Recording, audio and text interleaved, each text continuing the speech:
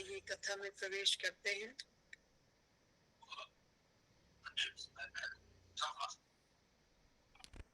मेरे ख्याल हम 17 पर थे।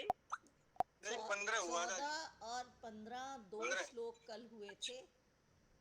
14 और 15 पूरे हो चुके थे। हाँ, कल हमने पढ़ा था शारीरिक तप, शारीरं तप उच्यते, है ना। आज हम पढ़ेंगे अगर वो शारीरिक तप ऐसा होता है तो मानसिक तप कैसा होता है। तो उन्होंने कहा मन प्रसाद सौम्यत्वं मौनमात्म विग्रह भाव संशुद्धिरित्येतत् तपोमानसमुच्यते। ये मानसिक तप की बात कही गई कि मानसिक तप कैसा होता है, मन के संबंधी तप कैसा होता है। तो उन्होंने कहा मन प्रसाद, मन की प्रसन्नता, जिसमें मन प्रसन्न हो और शांत हो, प्रसन्न हो के उच्छृंखल नहीं हो जाए, शांत भी रहे। और मौनमात्म विनिग्रहम, भगवत चिंतन करने का जहाँ स्वभाव भी हो, जहाँ प्रभु का चिंतन भी हो, मन का निग्रह भी हो, मन अपने काबू में भी हो, मन अपने काबू में भी हो, और भाव संशुद्धि, भावों की पवित्रता भी हो। रित्येतत् तपोमान समुच्यते, ऐसे लक्षणों वाला मानसिक तप कहा जाता है। हर चीज 3 तरह की बताई गई, सात्विक, राजसिक, तामसिक, लेकिन जो तप है वो भी 3 तरह का बताया गया। और 3 तरह में सबसे पहले उन्होंने बताया वाणी का तप, फिर उन्होंने बताया, सबसे पहले बताया शरीर का तप, फिर बताया वाणी का तप, फिर बताया मन का तप। ये तप वास्तव में क्या है?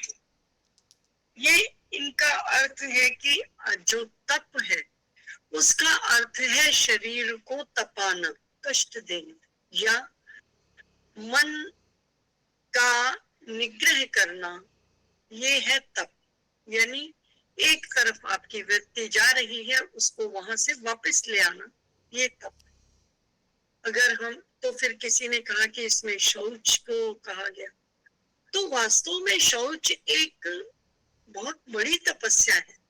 अगर हम करें तो आंतरिक और बाह्य शुचिता, ये बहुत बड़ी तपस्या है।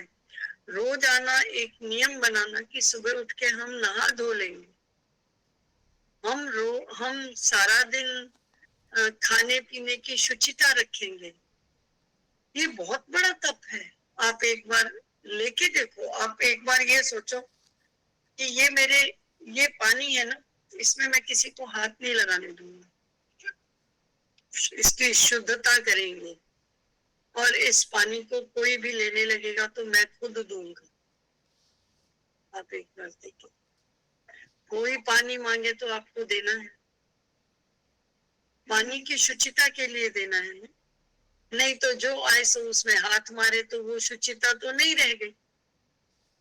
इसी तरह खाने की, इसी तरह पीने की, इसी तरह बाकी चीजों की। कोरोना काल में तो हमने बड़ी सारी शुचिताएं फिर से सीखी, और उन शुचिताओं का महत्व जाना है जिन शुचिताओं का पालन हमारे बड़े बूढ़े करते थे।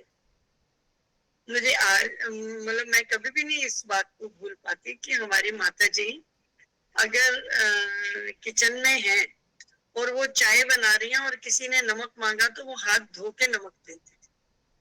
वो कहती हैं कि चीनी के हाथ है, चीनी से मैं भगवान जी को भोग लगाती हूँ। कभी कभी वो मेरी मम्मी चीनी का ही भोग लगा देती थी। और कहती हैं कि जब हमारे घर में हर महीने रामायण का पाठ होता था तो हलवा बनता था, तो कहती है इस चीनी से मैं भगवान जी का भोग लगाती हूँ, तो तुम इसको बिना हाथ धोए नहीं छू सकते। तो उसके लिए वो किया करती थी। मुझे कभी कभी याद आ जाती है कोई बात, तो पिताजी कहा करते थे कि ये शुचिता है, यही सफाई। हमारी माँ, हम बर्तन में खाना ले जाते थे तो वो बर्तन हमारी रसोई में नहीं आता था। कहती पहले इसको मांजो, उधर रखो, फिर मैं मांज के अंदर लूंगी, तुम पता नहीं किस किस को छू के आए। तो उसमें जो अर्थ था वो ये नहीं था कि हम किसी व्यक्ति को छू के आए, हम हर जगह की वायु को भी छू के आए। हमने बस की सीट पे बैठ के उस चमड़े को भी छुआ है। हमने अपनी ऑफिस की सीट पे बैठ के, पता नहीं उस पे कौन कौन बैठा था, उसकी भावना कैसी कैसी थी, वो इतनी तक शुचिता रखा करती थी। तो ये मम्मी इस चक्कर में आप सारा दिन रसोई में लगे रहते। तो बोली हाँ ठीक है। और कोरोना काल में मैंने उनको बहुत याद किया इस बात के लिए कि उन्होंने पूरी जिंदगी इस व्रत को निभाया है। हमने कभी अचार की बरनी से अचार निकाला ही नहीं, हमेशा वही निकाल के देते, हमेशा पानी के लिए। तू घड़ा नहीं छुएगी, मैं अपने आप देती हूँ। तूने हाथ नहीं ढंग से नहीं धोया होंगे, धोया तो ढंग से नहीं धोए होंगे। तो शुचिता, हमारे यहाँ शुचिता पवित्रता पर बहुत ध्यान दिया गया। अब इस बात को आप कोई जाति से रूढ़ नहीं करिएगा, क्योंकि ये जाति की बात नहीं है। ये पहले के बुजुर्ग किया ही करते, वो कभी भी एक हाथ दूसरे में नहीं लगाते थे। वो कहते थे नहीं नहीं नहीं नहीं, आपने ये काम किया ना, पहले हाथ धो फिर आके ये काम कर, नहीं तो छोड़ तो मैं कर देती हूँ। बिल्कुल करने को हर वक्त तैयार रहते थे, लेकिन शुचिता का ध्यान। और आप देखो आज के समय के हिसाब से तब बीमारियां भी कम थी। कोरोना काल में वो सारी शुचिताएं हमने फिर से याद की हैं। हाथ कितनी बार धोया है हमने, और शायद हमारी माताजी ने उतनी बार ही हाथ धोना सिखाया था, लेकिन तब हमें वो लगते थे दकियानूस। और अब जब हमने खुद ने धोया, डॉक्टरों ने बताया, समाज ने बताया, तो हमने धोया।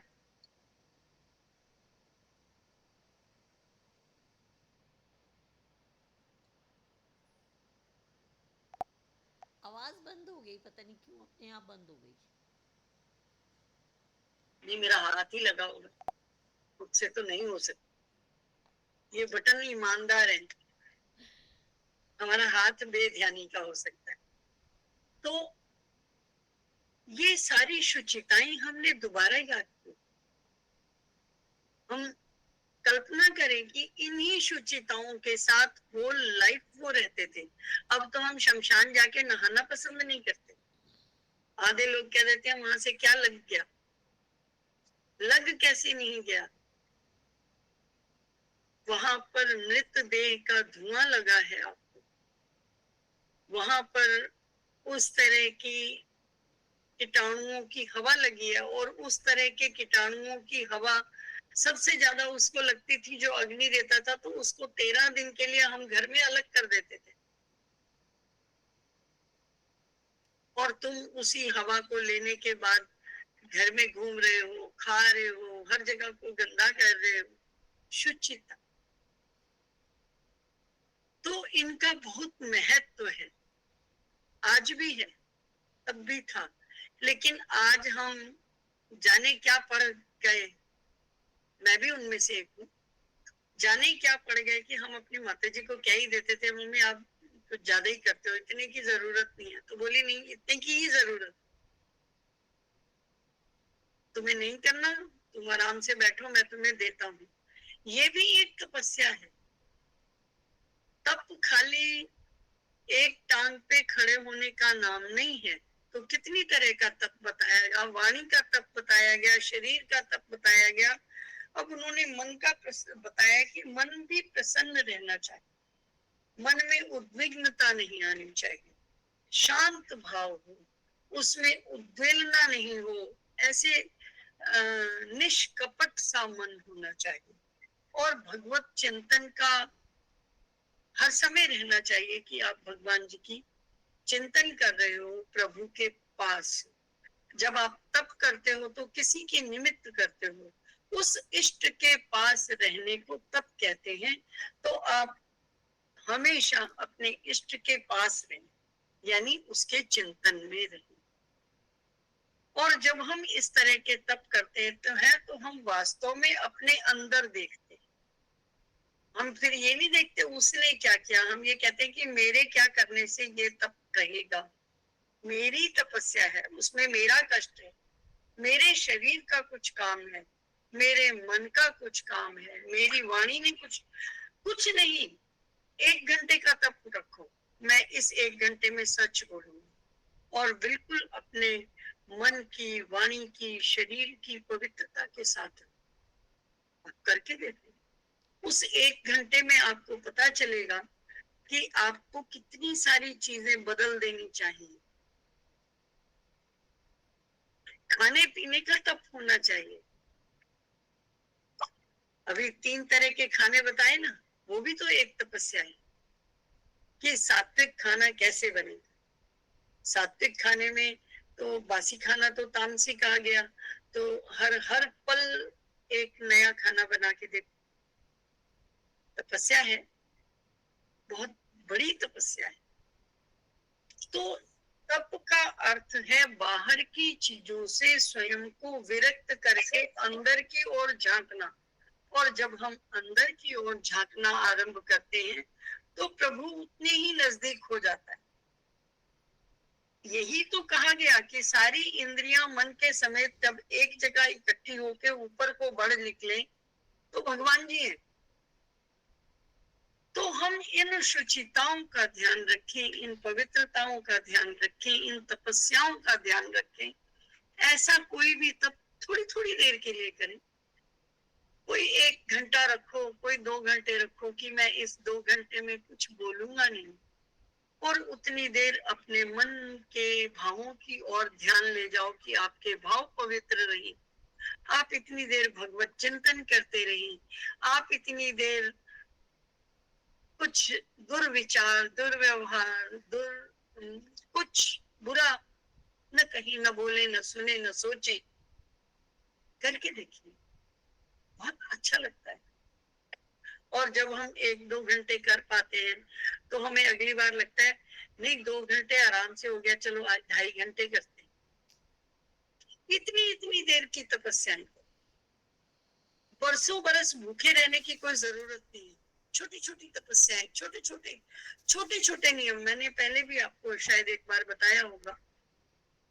बहुत छोटे छोटे नियम लो कि मैं 5 गीता जी के श्लोक भगवान जी को सुनाऊंगा, बस खाली 5 का नियम रखो, 11 दिन का रखो, एक अध्याय का रखो, 40 दिन का रखो, 6 मिनट लगते हैं गीता जी के एक अध्याय को पढ़ने में, और 12वां अध्याय तो और भी जल्दी हो जाता है, 20 ही श्लोक है। तो मुश्किल से 5 मिनट, और चाहे आप 10 अध्याय पढ़ के सुनाओ, बहुत अच्छी बात है, लेकिन नियम एक का रखो। अगर एक का नियम रखोगे तो आपका टूटने के चांस कम है, और अगर नियम 10 अध्याय का है तो मैं ये तो नहीं कहती कि वास्तव में ऐसा होगा ही, मैं ऐसी बात नहीं, कभी भी नहीं कहूंगी, लेकिन उसमें भंग होने के संभावनाएं अधिक है। तो छोटे छोटे नियम रखो जो आप कर सको, कि मैं भगवान जी की पूजा के बिना पानी नहीं पिएगा, बिना नहाए पानी नहीं पिएगा। छोटे छोटे, कि मैं पहले बना के पहली थाली भगवान जी को भोग लगाएगा, शरीर का तप है। वाणी का तप है कि मैं सुबह सुबह सबसे पहले भगवान जी को एक अध्याय सुनाऊंगी, उसके बाद कुछ और करूंगी। वाणी का तप है ये, वाणी और शरीर को मिला के तप है ये।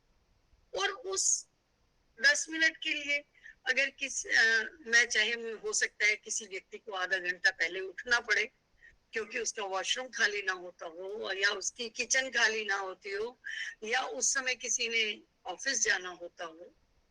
उन सब चीजों के साथ आप ये नियम बरते, ये आपकी तपस्या है, यही तपस्या है। प्रभु के नजदीक रहना हमारा उपवास या तपस्या कहलाता है। ये मन का, वाणी का, शरीर का कैसा भी हो सकता है, और जब आप ऐसा करते हैं वो वास्तविक तपस्या है, परंतु बिना किसी को बिना किसी की नियम में खलल डाले, बिना किसी के नियम को खराब किए हुए, बिना दूसरे को परेशान किए। आपने नियम लिया कि आप सुबह उठ के गीता पढ़ रहे हो, तो इसका मतलब ये नहीं आप उसी समय उठोगे जब सामने वाला उठ रहा है वो अपने डॉक्टर को कह रहा है मेरे तो नियम है, मेरे को करने दे। अगर दूसरा आपके नियम के कारण परेशान हुआ तो वो आपका नियम खराब है। आपको अपने नियम के लिए कुछ शारीरिक, मानसिक और वाचिक तैयारियां करनी होंगी, अपने वाणी पर कंट्रोल लेना होगा ताकि आप उस नियम को कर सकें। ये है तपस्याएं। इतनी सारी तपस्याओं को प्रभु ने यहाँ आपको 3 श्लोकों के अंदर बताया। और इन तपस्याओं के बाद प्रभु कहते हैं ये तपस्या जो मैंने 3 तरह की बताई, ये भी 3 तरह की है, सात्विक, राजसिक और तामसिक, ये अपने गुणों के कारण। तो सात्विक तपस्या के लक्षण बताते हुए प्रभु कहते हैं 17वें श्लोक में, श्रद्धया परया तप्तं तपस्तत्त्रिविधं नरै अफलाकांक्षिभिर्युक्तैः सात्विकं परिचक्षते। कि अफलाकांक्षी, जो फल की इच्छा नहीं रखता है। अफला, हमारे संस्कृत में फ नहीं होता, हमारे संस्कृत में फ होता है, जो हम होठ से बोलते हैं। होठ बंद किए और खोले,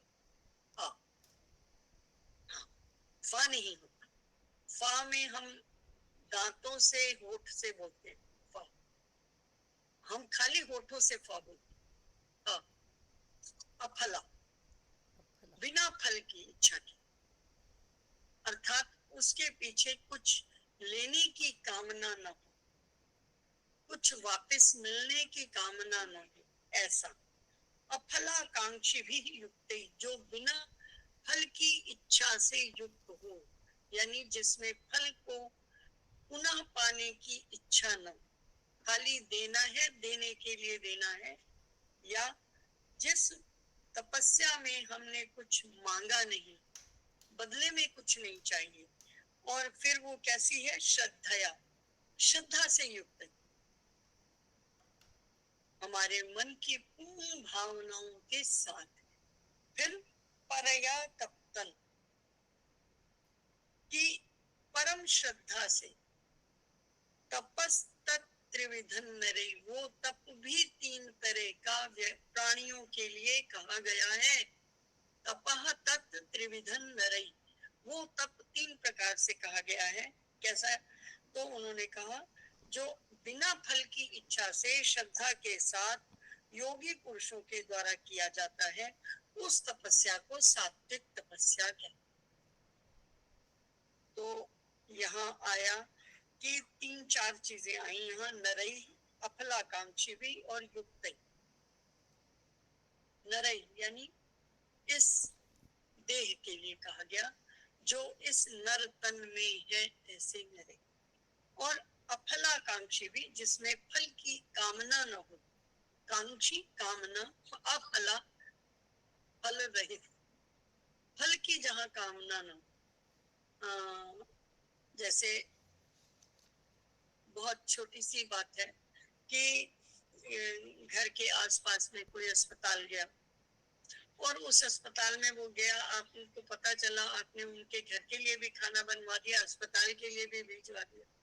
उसके पीछे आपकी ये भावना कभी नहीं होती कि जब मैं बीमार पड़ूंगा तो ये भी देने आएगा, नहीं होती। बिना बिना इच्छा के, बिना पलट के आने के, अरे नहीं, एक मन में अच्छी पवित्र भावना रखे कि अरे उनके घर कोई बनाने वाला नहीं, लो मैं बना के मैं भेजती हूँ, पूछने की कोई जरूरत, चलो मैं बना के भेजती हूँ।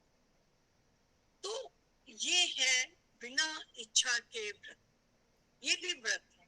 व्रत अर्थात ये भी एक तपस्या है ना, कि आपने किसी के निमित्त आपने कुछ किया और उसके बदले में कुछ चाहा नहीं, ये भी व्रत, ये भी तपस्या है। और इस तपस्या को कहते हैं सात्विक तपस्या, क्योंकि इसमें किसी फल की इच्छा नहीं है, और कहीं आपने इसके लिए ऐसे अपने शरीर को अत्यधिक कष्ट नहीं दिया है, बड़े मन से, श्रद्धा से, बिना किसी के प्रति कोई भावना रखे हुए अपनी इच्छा से किया। तो ये सात्विक तप है। और इसी के लिए आगे कहा गया, राजसी तप बताया गया। राजसी तप के लिए उन्होंने कहा सत्कार और सत्कार मान पूजार्थं तपोदम्भेन चैव यत् क्रियते तदिह प्रोक्तम तामसम चलमध्रुवम। कि सत्कार, जो तप किसी को बता देना। और फिर वो 7 बजे जो थोड़ा सी रोशनी में जाएंगे ना, 7:30 7:15। इनके छोटे पोते ने कर दिया, पोते ने।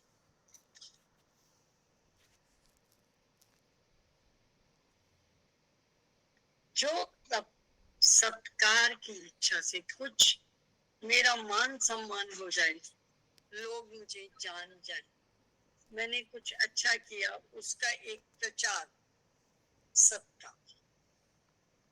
अच्छा काम है कि आपने कोई तपस्या की, लेकिन आपने बदले में कुछ चाहा, ये ठीक नहीं। तो उन्होंने नहीं, अगर चाहा तो वो राजसी तपस्या है।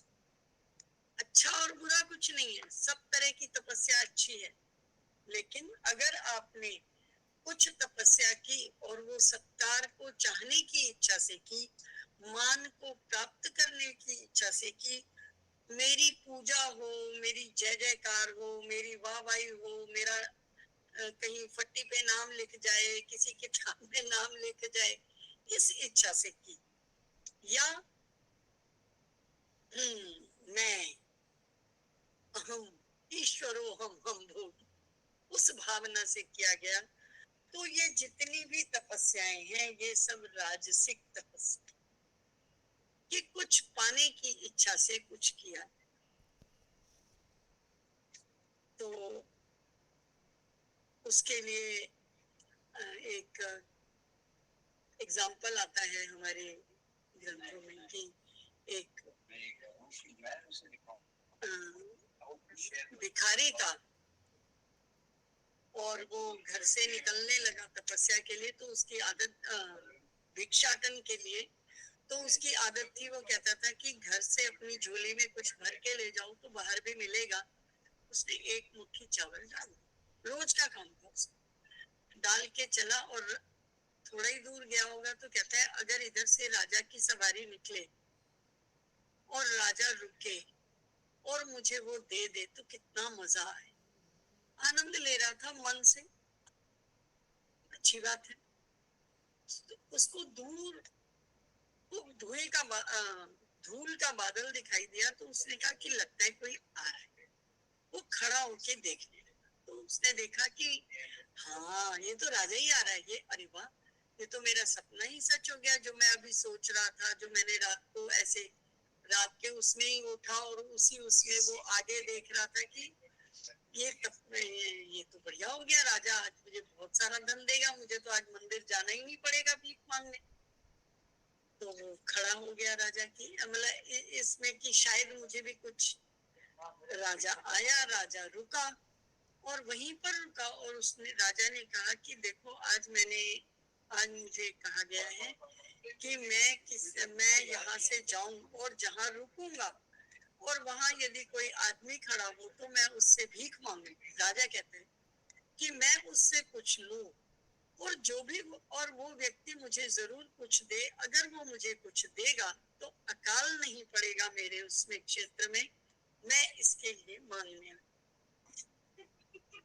अब भिखारी ने सोचा कि मैं तो सोच रहा था राजा मुझे देगा और ये तो मुझे राजा को देना पड़ गया, अब अकाल की बात है तो देना भी पड़ेगा।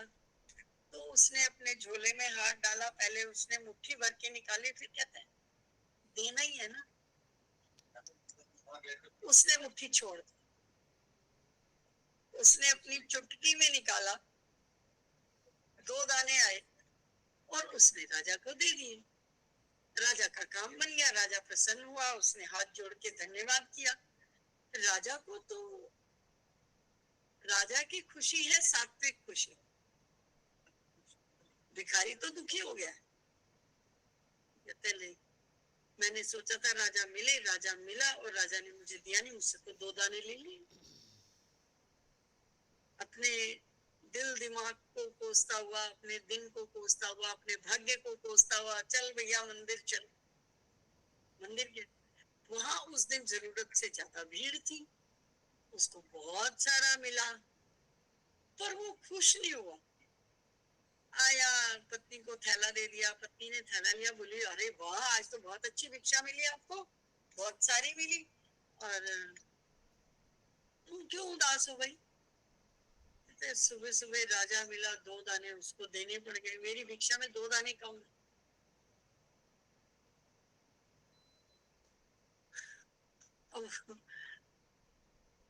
पत्नी तो उस मानसिक स्थिति से परिचित नहीं थी। पत्नी तो खुश थी कि बहुत सारी भिक्षा मिली, वो दाल चावल वो पैसे सब बीनने लग गई। उसने देखा कुछ चमका, चमकने में उसने देखा अरे ये तो सोना है, 1 चावल सोने का दाना। खुश, बोली सुनो सुनो सुनो, देखो देखो देखो, इसमें 1 दाना सोने का चावल। बड़े खुश हुए। फिर दोनों को एक लालसा आई कि देखो शायद और मिले। उन्होंने बड़े गौर से सारे चावल देखे, 1 दाना और मिला, दाने हो गए 2 दाने सोने के मिल गए। फिर उन्होंने सारे चावल दोबारा देखे, लेकिन वो दाने 2 ही थे।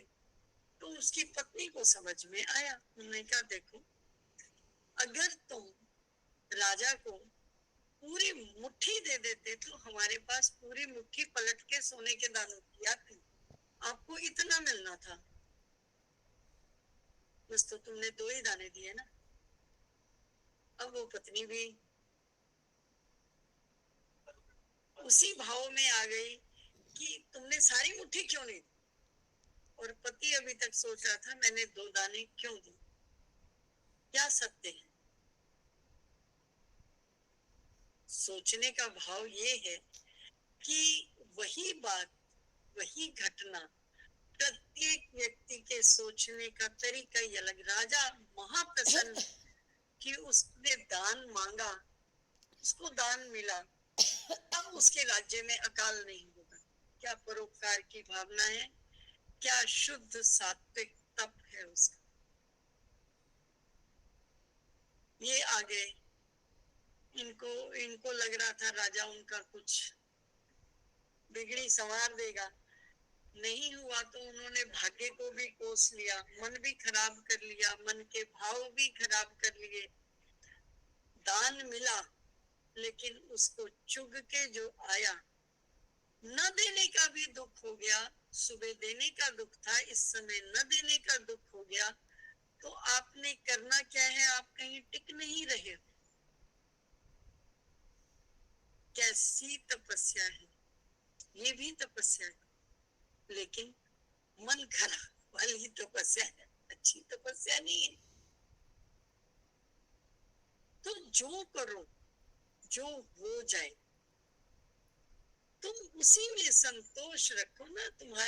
तुम अब ठीक है, सुबह तुमने लालच किया, ये तुम्हारी इच्छा थी ना, तो तुम अब इस बात पे प्रसन्न रहो कि 2 दाने आपको, पहली बात भिक्षा दिखाई है, दूसरे 2 दाने सोने के भी हैं।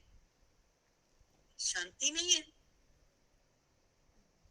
शांति भी होनी बहुत जरूरी है, श्रद्धा होनी जरूरी है। जिस श्रद्धा से तुम निकले थे कि मैं एक मुट्ठी लेके जा रहा हूँ और ये भर के आएगी, वो श्रद्धा पूरी हो गई। उस श्रद्धा के ऊपर तुम टिके नहीं,